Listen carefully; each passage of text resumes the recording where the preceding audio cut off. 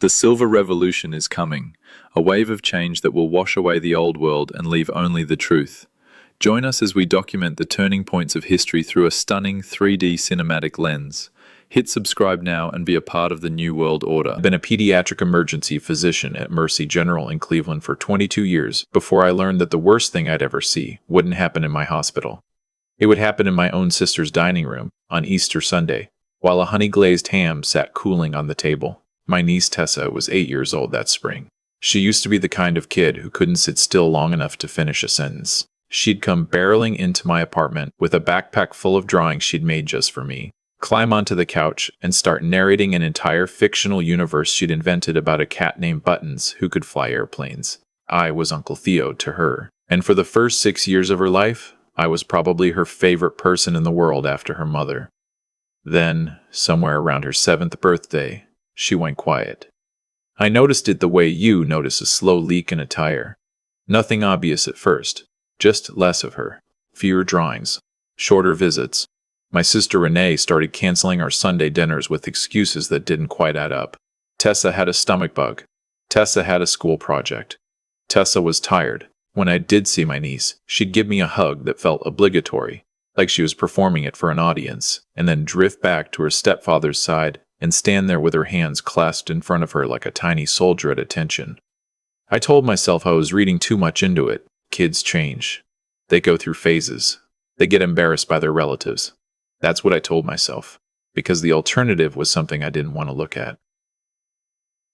Renee married Bradley Coker when Tessa was 4. My sister had been a single mom for 2 years after her first husband died in a motorcycle accident on I-71, and I'd watched her grieve and struggle and finally let herself love someone again. Bradley was a software engineer, 6'2", ran marathons, volunteered at his church, and called my parents mom and dad within 6 months of meeting them. My mother adored him. My father, who didn't trust anyone, said Bradley was good people. And for a while I believed it too. The Easter dinner was supposed to be a peace offering. I hadn't seen my sister in almost 4 months. Bradley had taken a new job that required them to move out to a renovated farmhouse in Medina County, about 40 minutes from where I lived. And every time I tried to visit, something came up. So when Renee called and invited me out for Easter, I cleared my whole afternoon. The house was beautiful.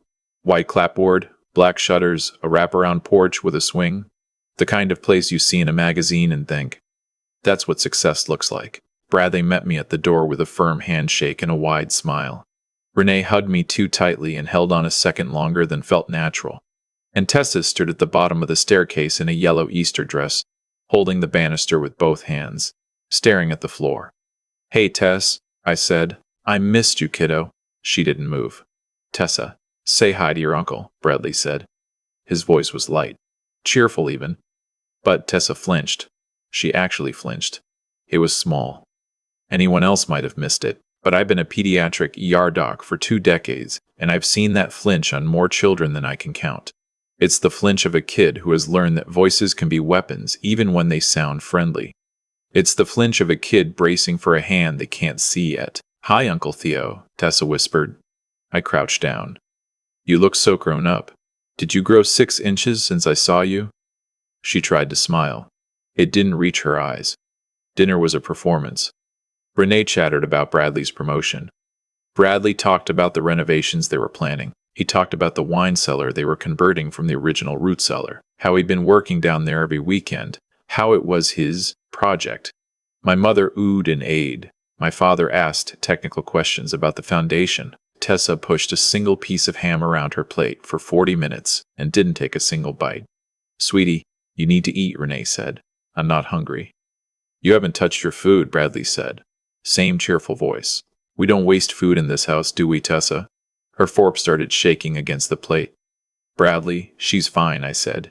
He looked at me. Just for a second. And in that second, I saw something. I don't know how to describe it except to say it was the look a man gives another man when he's measuring whether he can take him in a fight. Then the smile came back and he laughed. "You're right. She's a kid. Kids don't eat. More for us, right, Theo?" After dinner, my mother and father went out to the porch with coffee. Renee disappeared into the kitchen with a stack of plates. Bradley said he had to take a work call and went upstairs. And for the first time in months, I found myself alone with my niece. She was sitting on the floor of the living room, pretending to play with a stuffed rabbit my mother had brought her. She wasn't actually playing. She was holding it and staring at the wall. I sat down on the rug beside her. "Hey, Tess, you okay?" She didn't answer. "You can tell me. Whatever it is. You know that, right?" Her fingers tightened around the rabbit's ear. She kept looking at the wall. "I miss our flying cat stories," I said. "I was thinking the other day about Buttons. Remember Buttons? You haven't told me a Buttons story in a long time." A tear slid down her cheek. She didn't wipe it. "Tessa, Uncle Theo." Her voice was so small I had to lean in to hear it. "The cellar doesn't have wine in it." I felt my stomach turn over. "What do you mean, honey, it doesn't have wine in it?" She still wouldn't look at me. "He told Mommy it's wine, but it's not wine in it." She still wouldn't look at me. "He told Mommy it's wine. It's not anything." "What's down there, Tess?" She started to shake. I mean really shake, the way an adult shakes when they're going into shock. "He says I'm a special helper. He says big girls help. He says, if I tell, the angels won't come for Mommy when she dies." I have a clear memory of feeling the room narrow, like all the air had gone out of it. My medical training kicked in the way it does in a trauma bay. Heart rate elevated. Breathing shallow. Pupils dilated. Breathing shallow. Pupils dilated. The clinical part of my brain started taking notes while the rest of me wanted to put my fist through the wall. "Tessa." I kept my voice as gentle as I could. "Listen to me. The angels are not going to do anything to your mom. That is not how angels work. Nothing that happens in that cellar is your fault. Do you understand me?" She finally looked at me. Her face was wet. "Uncle Theo, I don't want to go back down there. Please." I heard footsteps on the stairs. "Tess, can you keep a secret? A good one this time? Don't tell anyone what we talked about. Not even Mommy. I'm going to fix this. I promise." She nodded once, hard, and then Bradley was in the doorway with his cheerful smile and his hand extended for hers. And she got up like she'd been called to a job, and she went to him. I watched her take his hand. I watched her face go blank. I drove home that night and I couldn't see the road. I had to pull over twice. By the time I got back to my apartment, I was shaking almost as badly as she had been. I poured a glass of bourbon and didn't drink it. I sat on my couch in the dark until 3 in the morning, going over everything. Every visit. Every excuse. Every flinch. Every time I'd told myself I was imagining things. I had reported abuse cases before. Dozens of them. I knew the protocols. I knew that a child's statement to a mandated reporter was enough to trigger an investigation. I could call Cuyahoga County Children and Family Services in the morning, and they'd open a case. But I also knew how long those cases took. I knew that Bradley would be tipped off by the first social worker visit. I knew that men like him kept evidence the way collectors kept stamps, and that the first thing he'd do when he knew he was being watched was destroy it. And Tessa would still be in that house. I called in sick to work on Monday. I told them I had fruit poisoning. Then I sat in my car a block down from my sister's house and watched. Bradley left at 7:40 for his office in Beechwood. Renee left at 9:15 to drop Tessa at school, and then continue on to her part-time job at a real estate office. I knew her shift ended at 1:12. That gave me about 3 hours. I let myself in through the side door using the key my sister had given me years ago, and that no one had ever asked back. The house was so quiet I could hear the refrigerator hum from 2 rooms away. The cellar door was in the back hallway, behind the laundry room. It had a deadbolt. From the outside, I want to say something here. I am not a man who breaks rules. I went to medical school. I follow speed limits. I file my taxes early. The most illegal thing I'd ever done up until that day was take a sip of my dad's beer when I was 16. But I stood in front of that deadbolt, and I felt something inside me go very still and very cold, and I knew I was going down there one way or another. The key was in a magnetic box stuck to the underside of the breaker panel. Bradley was careful. He just wasn't careful enough. The stairs were new, sanded smooth, painted a soft gray. No creak. At the bottom, there was another door, also locked, same key. The room behind that door was not a cellar. It was a child's bedroom. A bed with pink sheets. A small dresser. A bookshelf with picture books. A stuffed unicorn on the pillow. The walls were painted a warm yellow. There was a strip of LED lights along the ceiling, glowing soft pink. There was also a video camera mounted in the corner, pointed at the bed. There was a tripod folded against the wall. There was a small refrigerator with a glass door, stocked with juice boxes and string cheese. There was a closet, and when I opened it, there were clothes inside that were not my niece's everyday clothes. They were costumes, little dresses, things no child should ever be asked to wear for an adult.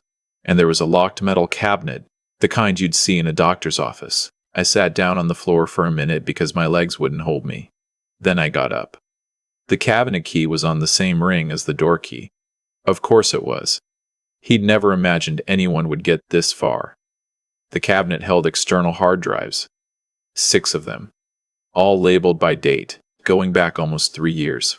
3 years. Tessa had been 5 when my sister married him. I took out my phone with shaking hands and I photographed everything.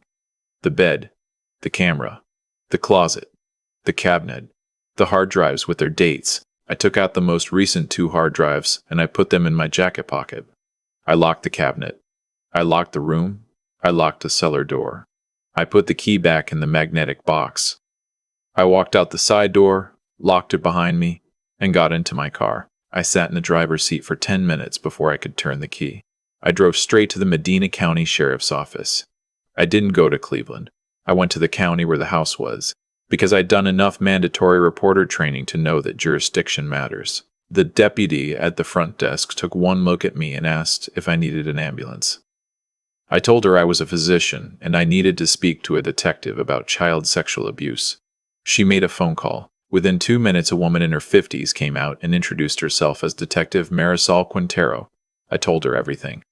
Easter dinner, the conversation, the cellar, what I'd found, what I'd taken. I put the 2 hard drives on the table between us. She looked at me for a long time. Dr. Barrow, Lassiter, she said, do you understand that you may have just compromised the criminal case against this man? I understand. Why did you do it? Because if I'd waited for a warrant, he'd have burned everything, and that little girl would have been alone in that house with him for another night. She didn't say anything for a while. Then she pulled on a pair of latex gloves, and she plugged one of the hard drives into a department laptop. I watched her face change. She sat back, and she closed her eyes for a second. When she opened them, she looked at me, and she said, very quietly, "Stay right here. I'm going to make some calls." The next 8 hours were the longest of my life. I sat in an interview room. I drank bad coffee out of a styrofoam cup. I gave my statement 3 times. I gave them my sister's address, Bradley's work address, my niece's school, my niece's pediatrician's name and number, my parents' phone numbers, everything. They asked me whether Tessa had ever disclosed to anyone else. I said not that I knew of. They asked whether I believed my sister was involved. I sat with that question. I don't know, I said. I want to say no. She's my sister. But she lives in that house. She has to know something is wrong, even if she's told herself it's something else. I don't know what she knows. Detective Quintero nodded like that was the answer she'd expected. They picked Tessa up from school first, a social worker in plainclothes. They told the principal it was a family emergency. The school had protocols for that. They took her to a child advocacy center where a trained forensic interviewer was waiting. They arrested Bradley at his office at 4:15 in the afternoon. From what I was told later, he didn't fight. He didn't speak. He asked for his lawyer in a calm voice, and then he sat in the back of the cruiser and stared out the window like he was on a Sunday drive. They arrested Renee at the real estate office around the same time. She fell apart. She screamed at the officers that there had been a mistake. She told them I was a jealous, bitter man who'd resented Bradley from the start. She told them I'd made things up. By the time they got her to the station, she'd already stopped screaming and was sitting in stunned silence. And according to Detective Quintero, when they showed her a single still image from one of the hard drives, she vomited on the floor of the interview room. I want to say I felt vindicated. I didn't. I felt like someone had reached into my chest and taken something out and I'd never get it back. The investigation that followed turned up more than even I had imagined. The hard drives contained evidence of Bradley's abuse of Tessa going back to within months of the marriage, but that wasn't all. There were files involving 2 other children. A girl, 6, who was the daughter of one of Bradley's co-workers, whom he had babysat on 3 separate occasions over the past 2 years, and a boy, 7, the son of a neighbor down the road, whom Bradley had befriended through a youth sports league he'd volunteered to coach. When the detectives told me about the other children, I sat down on the floor of my apartment and I cried for an hour. Not for me, for their parents, for the phone calls that were about to be made, for the lives that were about to end and begin again at the same time. My sister, it turned out, had known something was wrong for a long time. She admitted in her plea agreement that Tessa had tried to tell her twice in different ways and that she had chosen not to hear it. She admitted that she had noticed Bradley going into the cellar at odd hours. She admitted that she had stopped asking questions because she was afraid of what the answers were.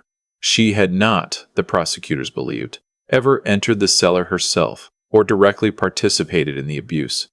But she had failed to protect her child, and in the state of Ohio, that is a felony. She got 12 years. The prosecutors had pushed for more.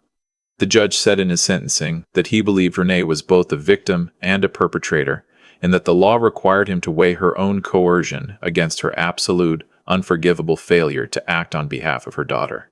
He told her, looking her in the eye, that Tessa would spend her entire life paying for choices Renee had made, and that 12 years did not begin to balance that scale. Bradley got life without parole.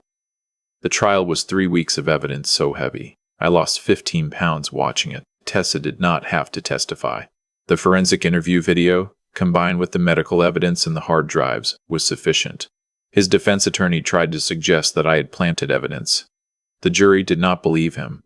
They were out for 4 hours. When they read the verdict, Bradley did not react. He just kept staring at the table in front of him with that same blank, distant expression he'd worn the whole trial. My parents did not survive it well. My mother had loved Bradley like a son. When the truth came out, she went into her bedroom and didn't come out for 3 days. When she finally did, she had aged 10 years. My father, who never cried in front of anyone, called me one night and said, "Theo, I should have seen it. I sat across from him at every family dinner for 4 years, and I never saw it. I told him no one had. I told him that was how men like Bradley operated. I'm not sure he believed me. The hardest part, harder than the trial, harder than the basement, harder than any of it, was Tessa. She was placed in emergency foster care for 3 weeks while the system worked out what to do with her.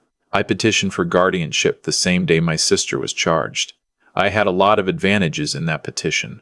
I was a physician with a steady income. I had no criminal record. I was a blood relative. I was already known to the child. And critically, I was the one who had brought the case to light. But the process was still grueling. Home inspections, psychological evaluations, background checks that went back to my college years, interviews with my coworkers, my neighbors, my landlord, the woman I dated 3 years earlier and broken up with amicably. It took 52 days. I counted every one of them. The day they brought Tessa to my apartment, she stood in my doorway with a small purple suitcase and a stuffed rabbit that wasn't the same one from Easter, and she looked up at me and said, "Uncle Theo, am I going to live here forever?" "As long as you want, kiddo. As long as you want." She didn't cry. She walked past me into the living room, and she sat down on my couch, and she said, "Can we have grilled cheese for dinner?" I made her 3. The first 6 months were brutal. Tessa woke up screaming most nights. She wet the bed. She wouldn't go into the basement of my apartment building. Not even with me. Not even when I told her there was nothing down there but laundry machines. She had panic attacks at school whenever a male teacher raised his voice. She refused to wear yellow, the color of her Easter dress. She wouldn't talk about her stepfather, ever, and she wouldn't talk about her mother at first either. We saw our therapist, Dr. Yell Brennan, twice a week for the first year. Then once a week. Then every other week. Slowly, Tessa came back. About 8 months in, she started drawing again. The first picture she made for me was crayon on construction paper. It showed 2 figures, a tall one and a small one, standing on a bridge. Underneath the bridge was a black square. Above the bridge was a sun with a face. She handed it to me at the kitchen table and said, "The black square is the cellar. The bridge is when you came and got me." The sun is now. I put that drawing in a frame. It is in my hallway. I look at it every morning when I leave for work. About a year in, Tessa asked me if her mother still loved her. I had been waiting for that question.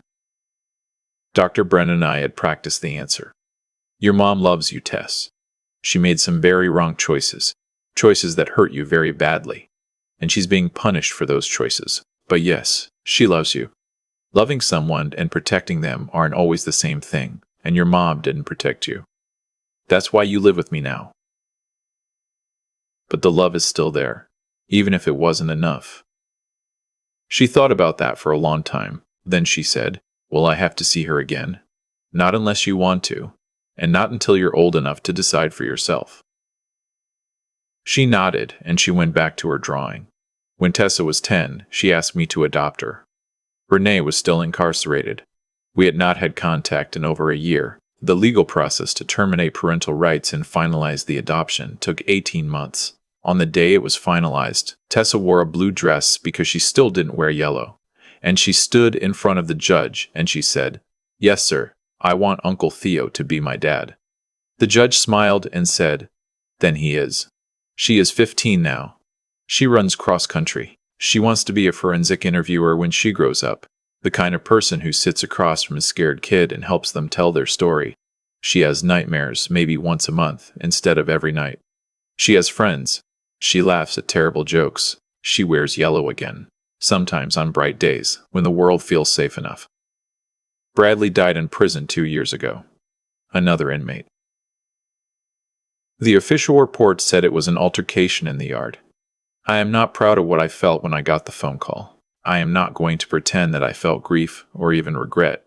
I felt something close to relief. I did not tell Tessa right away. I waited 2 months. When I did tell her, she sat with it for a long time, and then she said, "Okay, just that. Okay." And then she went and did her homework. My sister gets out next year. She has written Tessa 11 letters in the 8 years she's been inside. Tessa has not read any of them. They sit in a shoebox on a shelf in my closet.